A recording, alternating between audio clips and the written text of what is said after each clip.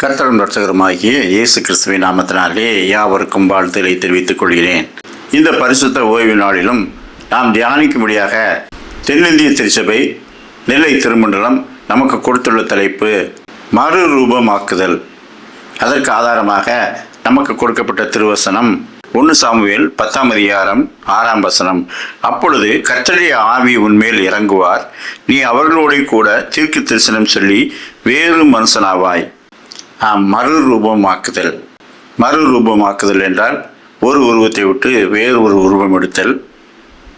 மனுஷ சரீரத்திலே யாராவது அப்படி கருப்பாக இருந்தவன் வெள்ளையாகவோ, வெள்ளையாக இருந்தவன் கருப்பாகவோ வேறு ரூபம் எடுத்திருக்கிறார்களா? மேக்கப் போடலாம், பலவிதமான போஸ்களை கொடுக்கலாம், ஆனால் சரீரம் எப்படி இருக்கிறதோ அப்படித்தான் இருக்கும். இங்கே சொல்லப்பட்ட இந்த மறுரூபமாக்குதல் என்பது சரீரத்தினால் மறுரூபமாவதல்ல. அது ஆண்டவருடைய வருகையின் போது நாம் ஒரு வினாடியிலே மறுரூபமாக்கப்படுவோம். ஆனால் பூமியிலே வாழும்போதே மறுரூபமாக்குதல் என்பது ஆவிக்குரிய ஒரு மறுமலர்ச்சி. ரோமர் 12:2, நீங்கள் இந்த பிரபஞ்சத்திற்கு ஒத்த வேஷம் தெரியாமல் தேவனுடைய நன்மையும் பரிபூர்ணமுமான சித்தம் இன்னதென்று பகுத்தறியத்தக்கதாக உங்கள் மனம் புதிதாகிறதுனாலே மறுரூபமாகுங்கள். மறுரூபமாகுதல் என்பது மனம் புதிதாகிறதுனாலே மறுரூபமாவது. அதை சுருக்கமாக சொல்லப்போனால் இது மனம் திரும்புதல் என்ற ஒரு அனுபவம். மனம் போன போக்கிலே தெரிந்து கொண்டிருக்கிற மனுஷன் மனம் திரும்பி தேவகுமாரனை பற்றி கொள்ளும் போது அவன் மறுரூபமாக்கப்படுகிறான். மனம் புதிதாகிறதுனாலே மறுரூபமாக்கப்படுகிறான். இந்த மனம் திரும்புதல் என்ற இந்த அனுபவத்திற்கு, மறுரூபமாக்கப்படும் அனுபவத்திற்கு வெவ்வேறு பெயர்கள் வேதாகமத்திலே கொடுக்கப்பட்டிருக்கிறது. யோவான் 3:3, இயேசு அவனுக்கு பிரதித்திரமாக, ஒருவன் மறுபடியும் பிறவாவிட்டால் தேவனுடைய ராஜ்யத்தை காண மாட்டான் என்று மெய்யாகவே உனக்கு சொல்லுகிறேன் என்றார். மறுபடியும் பிறவாவிட்டால் தேவனுடைய ராஜ்யத்தை காண மாட்டான், பிரவேசிக்க மாட்டான். 2 வார்த்தைகளை ஆண்டவர் சொல்லுகின்றார். அப்படியானால் இது சரீரத்தில் எப்படி பிறக்க முடியும் என்று நிக்கோதேமு அவரிடத்திலே கேட்கின்றான். ஆண்டவர் சொல்கிறார், ஜலத்தினாலும் ஆவியினாலும் பிறவாவிட்டால். அப்படியானால் 2 பிறப்பைத்தான் சொல்லுகின்றார். ஜலத்திலே பிறந்து விட்டோம், இனி ஆவியிலே பிறப்பது, அதுதான் மனம் புதிதாகிறதுனாலே மறுரூபமாகும் ஒரு அனுபவம். மத்தேயு 18:3, நீங்கள் மனம் திரும்பி பிள்ளைகளைப் போல் ஆகாவிட்டால் பரலோக ராஜ்யத்தில் பிரவேசிக்க மாட்டீர்கள். ஆண்டவர் சொல்கின்றார், பரலோக ராஜ்யத்துக்குள்ளே பிரவேசிப்பது என்பது மறுபடியும் பிறவாவிட்டால் பிரவேசிக்க முடியாது, மனம் திரும்பி பிள்ளைகளைப் போல் ஆகாவிட்டால் பிரவேசிக்க முடியாது. 2மே ஒன்றைத்தான் குறிக்கிறது. பாவத்திலே வாழ்ந்து கொண்டிருக்கிற மனுஷன் தேவனிடத்திற்கு மனம் திரும்பி தேவகுமாரனை ஏற்றுக்கொண்டு பாவ மன்னிப்பின் நிச்சயத்தை பெற்றுக்கொள்வது, இதை ரட்சிக்கப்படுதல் என்று வேதம் குறிப்பிடுகிறது.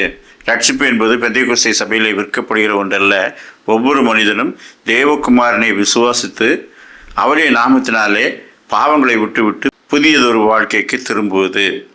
மனம் திரும்பி பிள்ளைகளைப் போல் ஆவதென்றால் யாருடைய பிள்ளைகளாய் மாறுவது?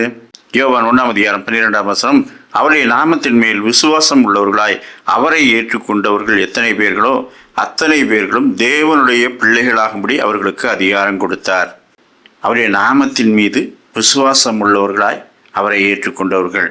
மனம் திரும்புதல் என்பது மனிதன் தனக்குத்தானே வாழ்க்கையை சீராக்கி கொண்டு இனிமேல் நல்லவனாய் நடப்பேன் என்று உறுதிமொழி எடுப்பதல்ல. தேவகுமாரனாய் இயேசு கிறிஸ்துவை நோக்கி திரும்பி அவருடைய நாமத்தில் விசுவாசம் உள்ளவனாய் அவரை ஏற்றுக்கொண்டு தேவனுடைய பிள்ளையாய் மாறுவது. அப்படியானால் தேவனுடைய பிள்ளையாய் ஒருவன் மாறும் முன்பதாக யாருடைய பிள்ளையாய் இருந்தான்? அவன் இந்த பிரபஞ்சத்தின் பிள்ளை, பிசாசின் பிள்ளை என்று வேதாகமம் சொல்கிறது. தேவனுடைய பிள்ளையாகும் வரைக்கும் ஒரு வாழ்க்கை, இயேசு கிறிஸ்துவை ஏற்றுக்கொள்ளும் வரைக்கும் உள்ள ஒரு வாழ்க்கை. அதற்கு மற்றொரு பெயர் உண்டு. அது செத்து பிழைத்த ஒரு அனுபவம். பாவத்துக்கு செத்து நீதிக்கென்று பிழைத்திருக்கிற ஒரு அனுபவம். எபேசியர் 2:3-5, நாம் எல்லாரும் முற்காலத்திலே நமது மாம்ச இச்சையின்படியே நடந்து நமது மனசும் மாம்சமும் விரும்பினவைகளை செய்து சுபாவத்தினாலே மற்றவர்களைப் போல கோபாக்கினையின் பிள்ளைகளாயிருந்தோம். தேவனோ இரக்கத்தில் ஐஸ்வர்யம் உள்ளவராய் அக்கிரமங்களில் மரித்தவர்களாய் இருந்த நம்மை கிறிஸ்துவுடனே கூட உயிர்ப்பித்தார். மனசும் மாம்சமும் விரும்பினவைகளை செய்து கோபாக்கினையின் பிள்ளைகளாய் இருந்தோம். மற்றவர்களைப் போல, இந்த உலகம் அப்படித்தான் போய்கொண்டிருக்கிறது, அவர்களைப் போல கோபாக்கினையின் பிள்ளைகளாக இருந்தோம். தேவனோ இரக்கத்தில் ஐஸ்வர்யம் உள்ளவராகி யாருக்கு இந்த பாவமன்னிப்பாகி ரட்சிப்பை தர சித்தமாக இருக்கிறாரோ அவர்களை தம்மிடத்திலே சேர்த்து கொண்டு தம்மேல் விசுவாசம் உள்ளவர்களாய் இருக்க பண்ணி தேவனுடைய பிள்ளைகளாக பிடிக்க அதிகாரம் கொடுத்திருக்கின்றார். அக்கிரமங்களிலும் பாவங்களிலும் மரித்து கிடந்த நம்மை கிறிஸ்துவுடனே கூட உயிர்ப்பித்தார். தேவகுமாரனின் மரணத்துக்கு ஒப்பாக ஒரு வாழ்க்கை முடிந்து அவரை உயிர்த்தெழுதற்கு ஒப்பாக மறு வாழ்க்கை துவங்குகிற ஒரு அனுபவம். இன்னொரு வார்த்தைகளில் சொல்லப்போனால் பழைய மனுஷன் தேவகுமாரனோடு அடக்கம் பண்ணப்பட்டு புதிய மனுஷன் எழுந்திருக்கிற ஒரு அனுபவம். ரோமர் 6:6 நாம் இனி பாவத்துக்கு ஊழியம் செய்யாதபடிக்கு பாவ சரீரம் ஒழிந்து போகும் பொருட்டாக நம்முடைய பழைய மனுஷன் அவரோடு கூட சிலுவையில் அறையப்பட்டான் என்று அறிந்திருக்கிறோம். மரித்தவன் பாவத்துக்கு நீங்கி விடுதலையாக்கப்பட்டிருக்கிறான். ஆகையால் கிறிஸ்துவுடனே கூட நாம் மரித்தோமானால் அவருடனே கூட பிழைத்தும் இருப்போம் என்று நம்புகிறோம். கிறிஸ்துவுடனே ஐக்கியமாக இருப்பவர்கள் உயிர்த்தெழுவார்கள். தன்னைத்தானே சரி செய்து கொண்டோம் என்று சொல்லுகிறவர்கள் அல்ல. இனி பாவத்தை குறைத்து விடலாம், அக்கிரமத்தை குறைத்து விடலாம், எல்லா மதங்களும் அதைத்தானே சொல்லுகிறது என்று தனக்குத்தானே சரி செய்து கொள்கிறவர்கள் அல்ல.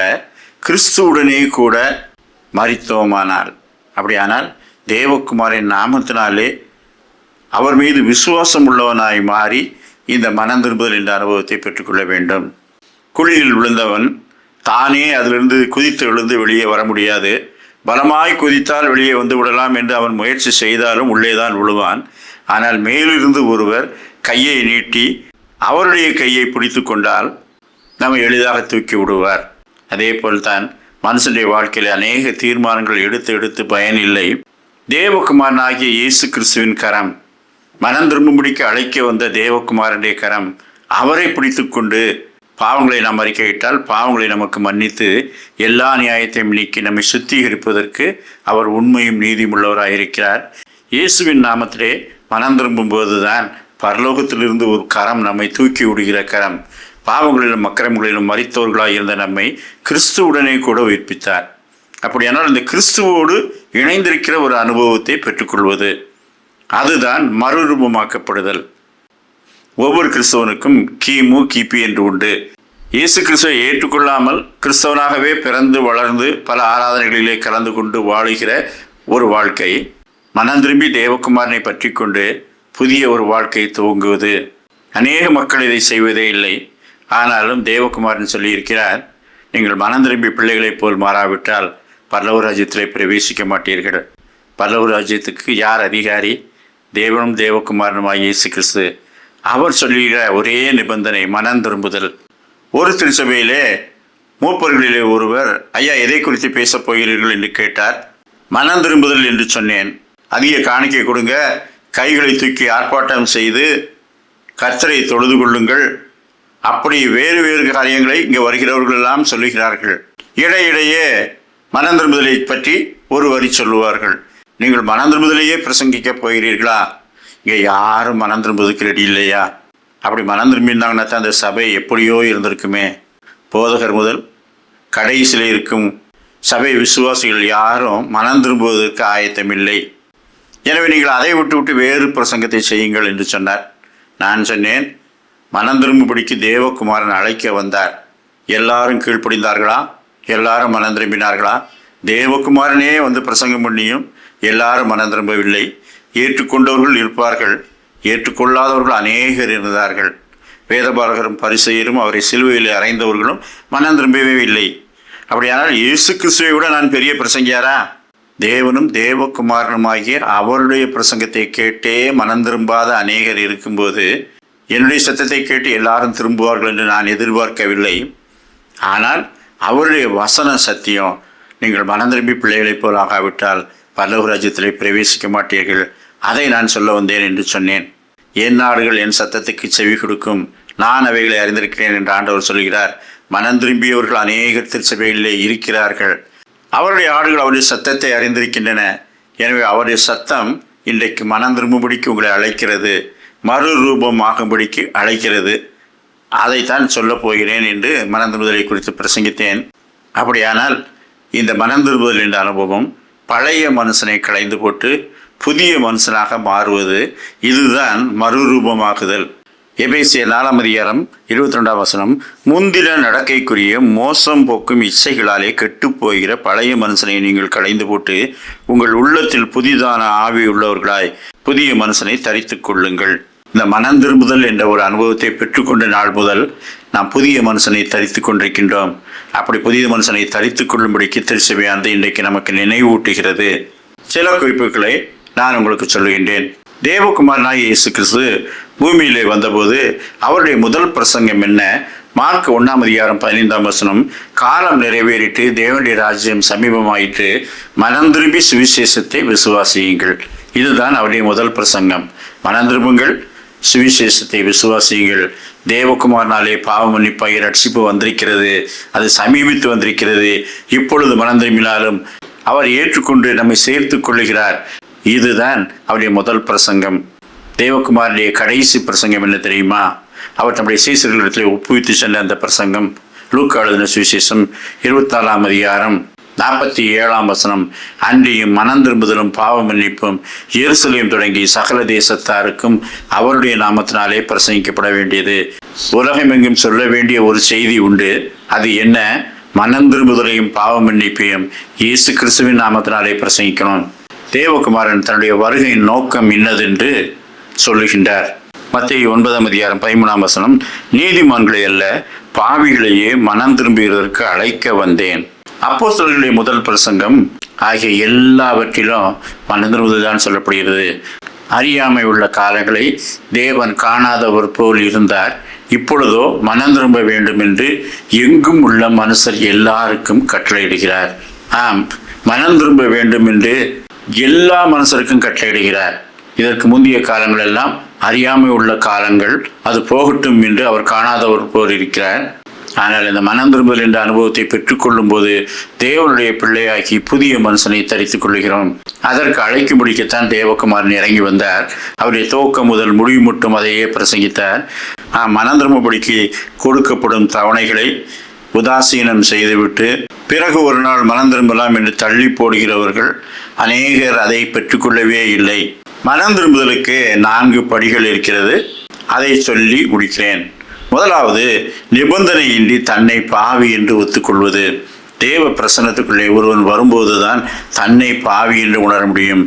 இந்த உலகத்திலே நாம் ஜீவிக்கும் போது ஒருவர் பார்த்து நீ பாவி என்று சொல்ல முடியுமா? அவரை குறித்து உங்களுக்கு என்ன தெரியும்?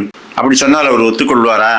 அப்படியானால் ஒரு மனுஷன் தன்னை பாவி என்று எப்பொழுது ஒத்துக்கொள்வான் என்றால் பரிசுத்தமுள்ள தேவ சமூகத்துக்கு வரும்போதுதான். 2 பேர் ஜெபம் பண்ணும்படிக்கு தேவாலயத்துக்கு போனார்கள். ஒருவர் தேவாலயத்துக்குள்ளே போய் பெரிதான ஒரு ஜெபத்தை ஏறெடுத்தார். அவர் தேவ பிரசன்னத்துக்குள்ளே வரவில்லை, ஆனால் தேவாலயத்துக்குள்ளே போய்விட்டார். இன்னொருவர் தேவ பிரசன்னத்தை தேவாலயத்துக்கு வெளியில் இருக்கும்போதே உணர்கிறார். பரிசுத்தமுள்ள ஒருவருக்கு முன்பாக நான் நிற்க தகுதி இல்லாதவன், அவரை நோக்கி பார்ப்பதற்கும் நான் தகுதி இல்லாதவன், அவர் அப்படிப்பட்ட மகா பரிசுத்தர். எனவே என்னை குறித்து நான் என்ன சொல்ல முடியும்? ஆண்டவரே, பாவியாகி என் மேல் கிருபையாயிரும் என்று சொன்னார். அவர் நீதிமானாக்கப்பட்டவனாய் திரும்பி போனாராம். அப்படியானால் முதலாவது மனம் திரும்புதலின் முதற்படி தேவ பிரசன்னத்தை உணர்ந்து அவருக்கு முன்பாக நாம் பாவிகள் என்று ஒத்துக்கொள்வது. 2வது, பாவங்களுக்கு பரிகாரம். இந்த உலகத்திலேயே வெவ்வேறு நம்பிக்கைகளோடு பலவிதமான காரியங்களை செய்து கொண்டிருக்கிறார்கள். ஆனால் நாம் ரட்சிக்கப்படும்படிக்கு வானத்தின் கீழங்கும் மனுஷர்களுக்குள்ளே அவருடைய நாமமே இல்லாமல் வேறொரு நாமம் கட்டளையிடப்படவில்லை. எனவே அதை விசுவாசித்து இயேசு ஒருவரே பாவத்திற்கு பரிகாரி என்று உணர்வது. ஒருவேளை கிறிஸ்தவர்களாக பிறந்தவர்களுக்கு இது ஏற்கனவே பெற்றுக்கொண்ட ஒரு அனுபவம். 3வது, பாவத்தை துக்கத்தோடு அறிக்கையிடுவது. நமக்கும் தேவனுக்கும் மட்டுமே தெரிந்திருக்கும்படிக்கு அறிக்கையிடுவது. ஆயக்காரன் அறிக்கையிட்டது போல வானத்தை நோக்கி பார்க்கவும் அவனுக்கு துணிச்சல் இல்லை. கர்த்தருடைய சமூகத்திலே அவருடைய பிரசன்னத்தை முழுமையாக உணர்ந்த ஒரு மனிதன் அவருக்கு முன்பாக நான் இதிலே நியாயவான் அதிலே நியாயவான், கொஞ்சம் பாவம் செய்திருக்கிறேன் என்று சொல்வதற்கு எந்த தகுதியும் எவனுக்கும் இல்லை. நான் முற்றிலும் பாவிகள் என்ற உணர்வோடு ஆண்டவரே பாவங்களை மன்னியும் என்று அறிக்கையிட்டுக் கொண்டே இருப்பது. இதுதான் 3வது ஸ்டெப்பு. இதை நிறைய பேர் செஞ்சிருக்கோமா? நிறையா தேவாலயங்களிலே பாவ அறிக்கை ஜெபத்தை வாசிக்கின்றோம். ஆனால் முழுமையாக உணர்ந்து தேவனோடு அந்த பாவ அறிக்கை இருக்கிறதா? பாவங்களை நமக்கு மன்னித்து எல்லா அநியாயத்தையும் நீக்கி நம்மை சுத்திகரிப்பதற்கு அவர் உண்மையும் நீதியும் உள்ளவராக இருக்கிறார். அப்படினால் பாவ அறிக்கை என்பது அந்த 3வது ஸ்டெப்பு. அதை துக்கத்தோடு தேவ பிரசன்னத்தை உணர்ந்து செய்து கொண்டே இருக்கும்போது தேவன் பாவத்தை மன்னித்தார் என்ற ஒரு சந்தோஷம் நமக்குள்ளே வருதான். அதுதான் 4வது ஸ்டெப்பு. இது பரத்திலிருந்து கொடுக்கப்படுகிற ஒன்று. துக்கத்தோடைய பாவத்தை அறிக்கையிட்டு கொண்டே இருப்பது. தேவாலயத்திலும் அறிக்கையிடலாம், வீட்டிலும் அறிக்கையிடலாம். ஆனால் கர்த்தருடைய பிரசன்னத்தை உணர்ந்து அவருக்கு முன்பாக அறிக்கையிடுவது. செய்திருக்கிறீர்களா? இன்றைக்காவது மறுபடியும் பிறக்க வேண்டும் என்று வாஞ்சித்திருக்கிறீர்களா? இன்றைக்கும் நமக்கு வாய்ப்பு இருக்கிறது. கர்த்தருடைய சமூகத்துக்கு நேராக கண்களை ஏறெடுத்து, கர்த்தாவே, இதுவரை வாழ்ந்த வாழ்க்கை போதும், இனி ஒரு புதிதாக்கப்பட்ட வாழ்க்கை, மறுபடியும் பிறந்த ஒரு வாழ்க்கை வாழ விரும்புகிறேன், பாவங்களை மன்னித்து என்னை பரிசுத்தமாக்கும் என்று கேட்டுக்கொண்டே இருப்பது. எதுவரை பாவ மன்னிப்பாகிய ரட்சிப்பு நம்முடைய இருதயத்திலே தோன்றும் வரை. அப்படி ஊற்றப்படும் போது இயேசு என் பாவத்தை மன்னித்தார் என்ற உணர்வு வரும்போது என்னையின் ஆனந்தம் சொல்லக்கூடாதே. மன்னன் கிறிஸ்து என் பாவத்தை எல்லாம் மன்னித்து விட்டாரே.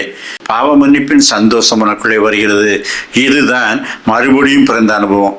என்னைக்காவது ஆண்டவர் என் பாவத்தை மன்னித்திருக்கிறார், என்னை புதிதாக்கி இருக்கிறார், குறிப்பிட்ட நாட்களிலே நான் ஆண்டவரிடத்திலே திரும்பினேன், என்னை மன்னித்திருக்கிறார், நான் பரலோகத்துக்கு போய் சேர்வேன், வாழும் நாட்களெல்லாம் அவரோடு இருப்பேன் என்று சொல்லி சந்தோஷப்பட்டிருக்கிறீர்களா?